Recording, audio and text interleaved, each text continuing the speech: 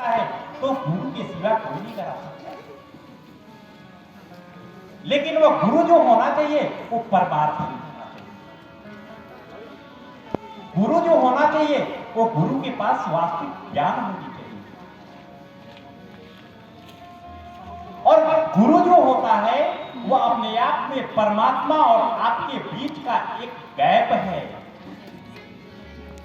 और उस गैप पर अपने आप में जो ब्रिज बनाने का काम करता है, जो रोड बनाने का कार्य करता है, वही अपने आप में गुरु है।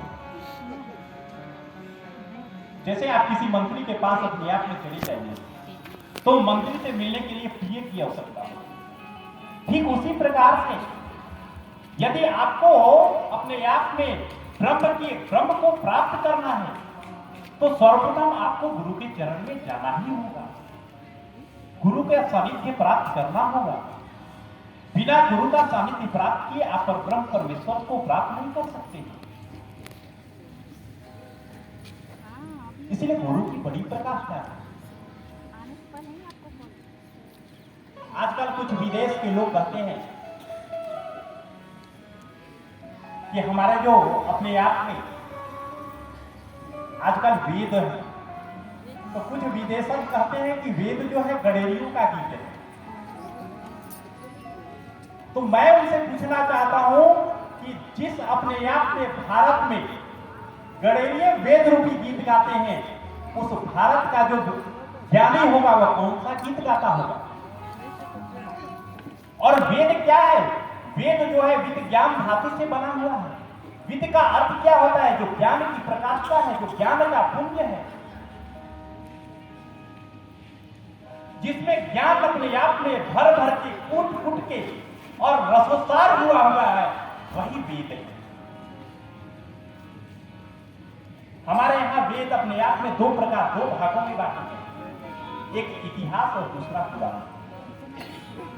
एक बार हम कथा करने गए थे तो हमसे कोई सज्जन थे, पूछे कि महाराज वेद पढ़ना चाहिए, लेकिन वेद पढ़ने का तरीका क्या है? कैसे वेद को पढ़ा जाए, वेद को कैसे समझा जाए? और वेद जो है वो देववाणी में है। देववाणी जो है उसको हम लोग संस्कृत बोलते हैं। संस्कृत में कैसे समझा जाए, कैसे पूछा जाए? मैं आपको बता देना चाहता हूं कि वेद अपने आप में दो भागों में बांटा गया, एक इतिहास और दूसरा पुराण।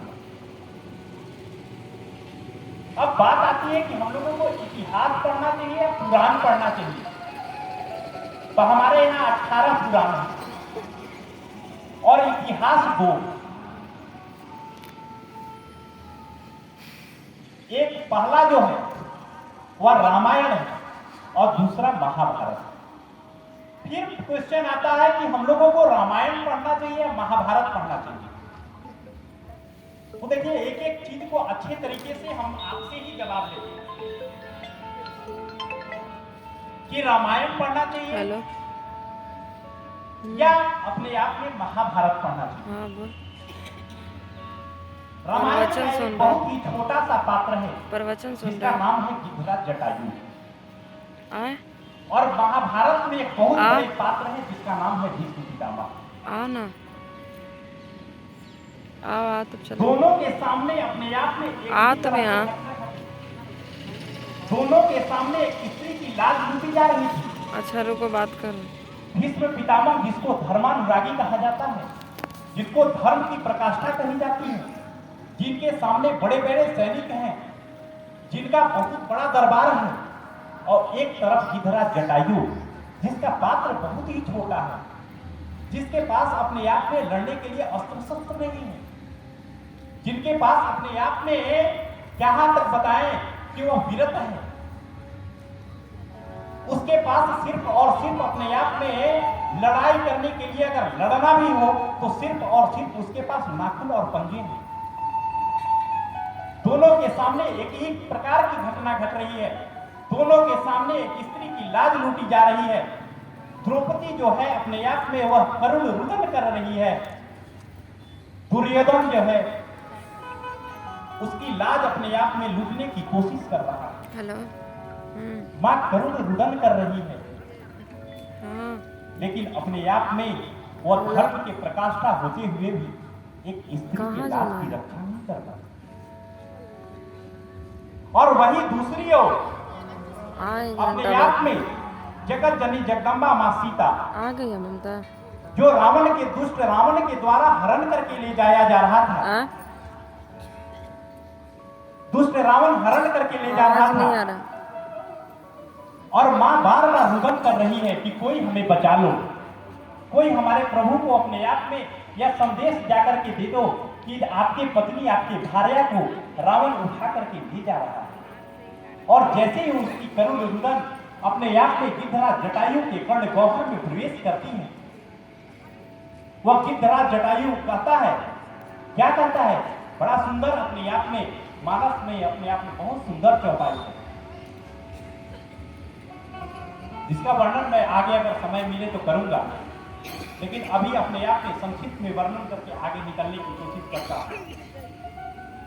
कहते हैं कि सीता पुत्री करिश्कर त्रासा, करिहु जात धान कर नासा। पुत्री चिंता मत करो। आज गिद्धराज जटायु जो है, मां जगत जननी जगदम्बा मां सीता को पुत्री से संबोधित किया है। यही तो हमारा भारत देश है। यहाँ का पशु पक्षी भी अपने आप में हमारे मां बेटियों को